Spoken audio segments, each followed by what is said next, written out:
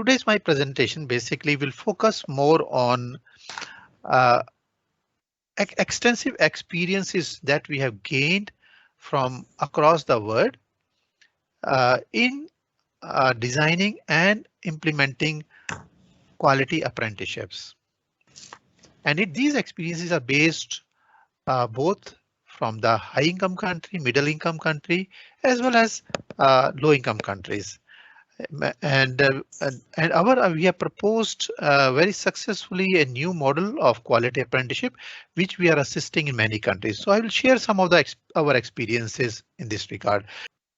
So I'm starting in a very unorthodox manner this presentation. I will start with what are the key issues what we observed uh, from the various countries across the world who are implementing apprenticeships.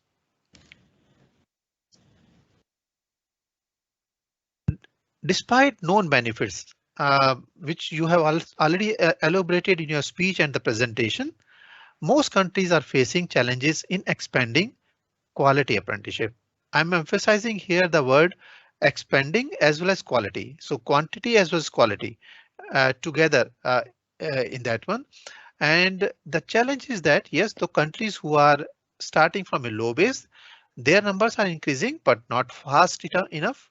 But the challenge also in the well-established countries, the number of apprentices are reducing, including in Germany. Only country where the big country where the large number of apprenticeships are there, it's only the Switzerland where the numbers are not reducing. So in most of the well-established countries also the numbers are decreasing. So this is a matter of big concern. And issue is not only for the Malaysia. For example, I was hearing you have very elaborated that stigma is a big issue, and then also how to engage employers, particularly the SMEs, in offering apprenticeship programs. So how to increase its attractiveness. This is a key issue across the world also. And particularly now in the context of fast changing world of work as well as lifelong learning, the issue is that can apprenticeship model, which is typically considered for school to work transition for the young persons, can it serve, and also more known as in the manufacturing construction sector, blue collar jobs, can it serve the needs of digital and knowledge economy? Can the model be used for higher education, as there is more tendency considering the way the economies are growing?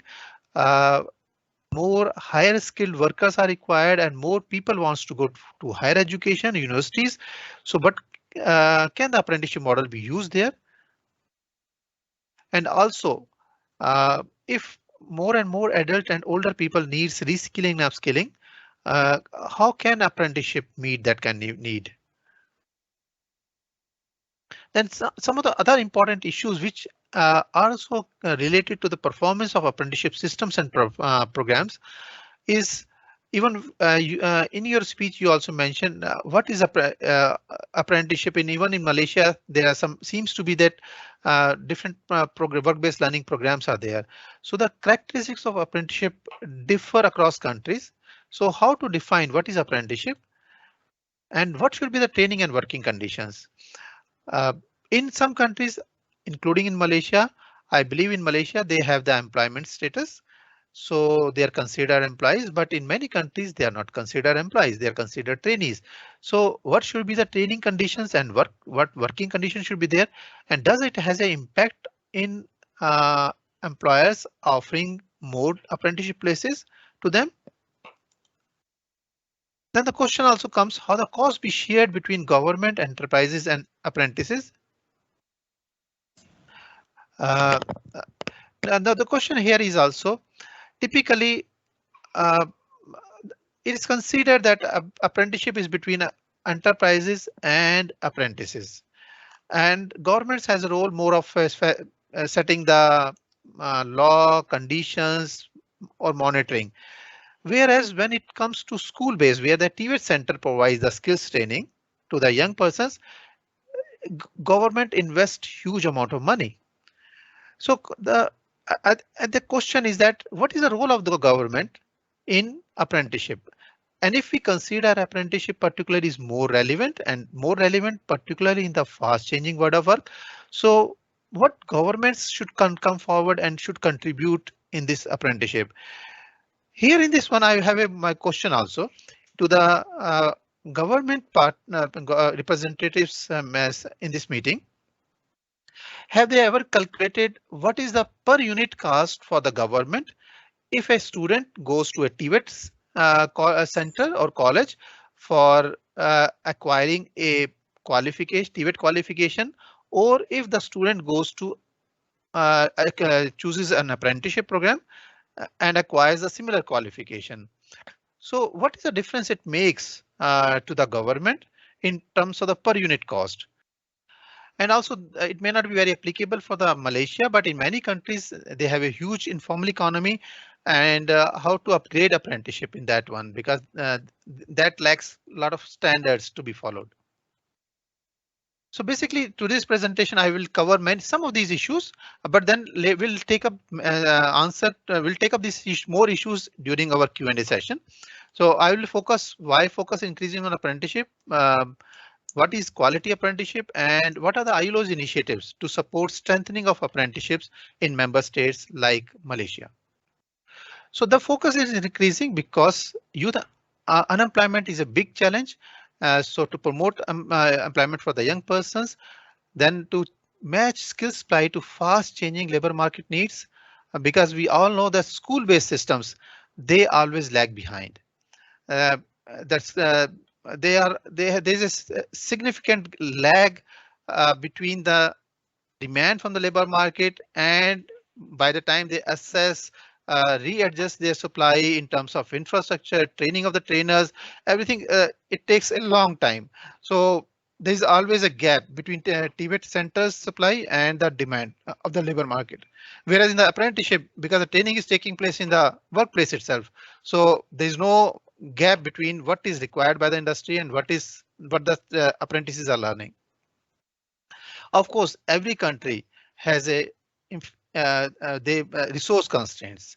So they want a particular TVET compared to the general education, as you all know, is much more expensive. So whereas the apprenticeship is a much more cost effective, and it provides positive returns to all three key stakeholders: individuals, enterprises, and economy as a whole. And also to promote productivity and competitiveness and sustainable development. So let's see some of the figures I like to say, because sometimes it's very important to see some evidence to be convinced. Otherwise, people will say, yes, it is beneficial, but how is there evidence? We know that youth unemployment rates are nearly 3 times than the adult employment rates. But wherever the countries where they have strong apprenticeship program, the youth unemployment rates are quite low compared to the other countries. Now, I'll give an example. This is a very interesting example from Netherlands, where same qualification one can acquire through a school-based program, means a TVET center, or through apprenticeship. Let's see the unemployment rates. From apprenticeship, it is only 3% of the graduates, whereas from the school-based, it is 11 to 30%, depending on the type of program also. And then this is a study from the Europe, from 27 European countries, where it says if the country increases apprenticeship coverage rate by 1%, the increase in youth employment rate is nearly by the 1%, which shows a strong positive correlation between apprenticeship and youth employment rates. And of course, we all know many of you are from the employers here only. Various surveys says that apprenticeships increase productivity, competitiveness, and retention rates. So many of the benefits are there. So let's see some figures on when we are saying there is a positive return on investment for the individuals, enterprises, and economy. Let's see some figures. The first data is from the return to apprentices from the United States. The difference between career earnings of a worker with registered apprenticeship and a worker without registered apprenticeship is equivalent to 6 years of salary, which is $300,000 over the whole working life, which is a very significant one for any person. Now let's see in terms of how it benefits, what are the costs and benefits for the government in terms of investment in apprenticeships. So this is again a data from USA, and it says if the government was spending $1 on apprenticeship, what would be the return to the government from or for every dollar spent? How many dollars? Whether there is a zero, one, less than one, or more than one, what do you think would have been the return to the government by investment? It is $36. So for every dollar spent by the government on apprenticeship, the return to the government is to the economy is $36. So it's a win-win situation for all employers, apprentices, and government. But then it's a concern that despite we see so much benefits, why apprenticeships are not mass scale in a country? Why not more and more sectors and companies offer this one? So I think there's some systemic problems are there. One of the clearly is that uh, where the in many countries is a government is hands off from the apprenticeship. They think it is between employers and apprentices, so they don't want to spend any money. They don't want to invest. It's not about the money. It's also about all other support services. But when they want to train through the TVET center, if apprenticeship programs are not available, government has to invest in the TVET center. Then they spend huge amount of money investments in that one, and then still the graduates from there are not in many cases are not meeting the requirement of the labor market. So I'll just go through I'll go through faster the challenges which have been presented by my predecessor already in this presentation. So these are many of them are similar across the world also. So what is quality apprenticeship? ILO has come up with a concept of quality apprenticeship. Of course, next year during the International Labour Standard, the conference will come up with more detailed guidance on this one. But from the office side, what we propose, it should be dual. It should have on the job and off the job training for a certain occupation. It should have a legal mandate. A written contract should be there. It should come up with some remuneration and standard social protection coverage. It should have a formal assessment and leads to a qualification. And ILO has also come up. I know that one of the previous speaker was saying about not only program, it requires sustainability. It's a system. It's not a apprenticeship is just not a program. It needs a proper system like it. So ILO has come up with 6 building blocks for promoting quality apprenticeship. I will not go into details now, but these are available in our ILO Toolkit 1. So it requires social dialogue, robust regulatory framework, clear roles and responsibility, equitable funding mechanism, strong labor market relevance, and inclusiveness. So let's see ILO's initiative. So what we do, we develop, as you know, international standards and innovative global products.